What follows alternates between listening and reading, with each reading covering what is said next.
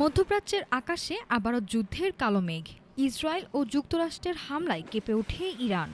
পাল্টা জবাবে তেহরানও দেখায় রণংদেহী মূর্তি। লেবাননের রাজপথে তখন শুধু হাহাকার আর বাস্তুচ্যুত মানুষের দীর্ঘ মিছিল। এই সংঘাত যেন এক গভীর ক্ষতের নাম। উত্তেজনার পারদ চড়ে আকাশচুম্বী। হরমুজ প্রণালীতে মার্কিন নৌ অবরোধে শ্বাসরুদ্ধকর অবস্থা।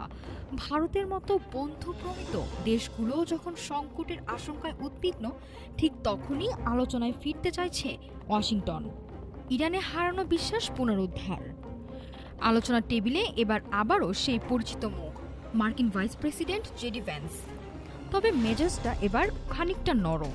ভ্যান্স নিজেই স্বীকার করে নিলেন, যুক্তরাষ্ট্র ও ইরানের মধ্যে দীর্ঘদিনের যে অবিশ্বাস তৈরি হয়েছে তা এক রাতের মধ্যেই দূর করা সম্ভব নয়।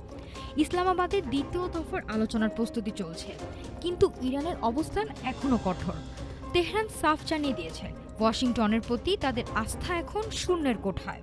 প্রথম দফার ব্যর্থতা যেন সেই অনাস্থার দেয়ালকে আরও উঁচু করেছে। এদিকে মার্কিন প্রেসিডেন্ট ডোনাল্ড ট্রাম্প আশা ছাড়ছেন না। তিনি ইঙ্গিত দিয়েছেন, পাকিস্তানে বসেই হয়তো খুলতে পারে কোনো বন্ধ দুয়ার। ওয়াশিংটনের দাবি, ভিতরে ভিতরে তেহরানও নাকি আলোচনার টেবিলে বসতে আগ্রহী। হাতে সময় মাত্র 1 সপ্তাহ। দুই দেশের মধ্যকার ভঙ্গুর যুদ্ধবিরতির আয়ু ফুরিয়ে আসছে দ্রুত।